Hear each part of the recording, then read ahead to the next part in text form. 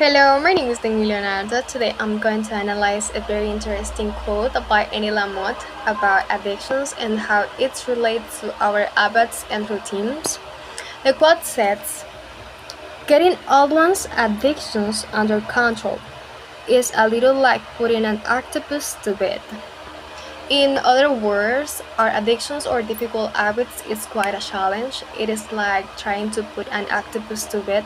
You took one arm under the blanket and the other one's move slide out, and it feels like you will never finish.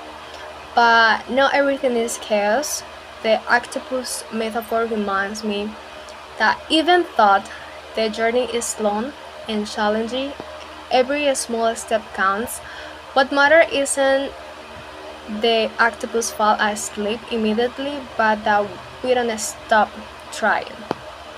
Also, this phrase reminds me that I have always been someone who preferred to use a standard vocabulary.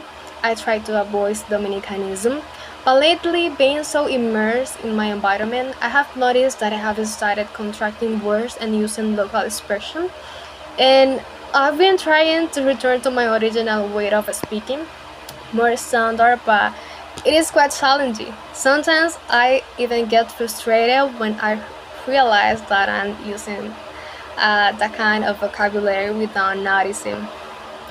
But at the end, whether it is about addiction or languages habits or custom, what matters is the consistency and the effort to improve.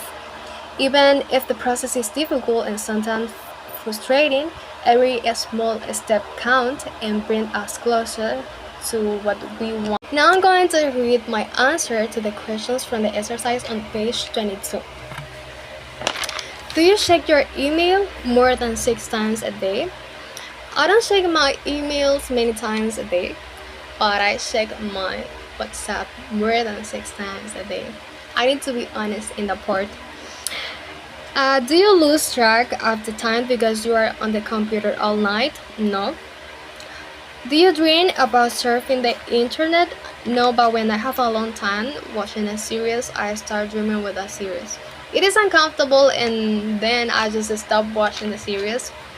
But it happens all the time when I start watching a new series. Have you ever missed class or work because you were too busy online? No. Do you introduce yourself by immediately giving out your email address? No. Do you neglect your pets because you're online and forget to feed and walk them? No, I don't have pets. Does your family constantly complain that you are spending too much time in front of the computer? My mother say all the time that I need to stop using my cell phone, but I'm just agree with her. I just use my cell phone a little bit. Have you forgotten to do your usual chores around? No. Do you talk more to your friends around the world via email than you do to your neighbors?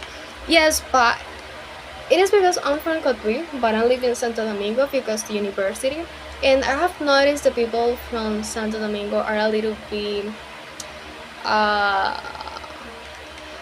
it is not unfriendly, but they are a little bit reserved with their life. They are all the time in their own world, so it is a little bit complicated to have a constant communication with them. Do you feel uncomfortable at the thought of going on vacation without your computer? If we change computer by telephone, yes. I don't know why. Even if I'm not going to use it, uh, it is uncomfortable for me go out with my telephone.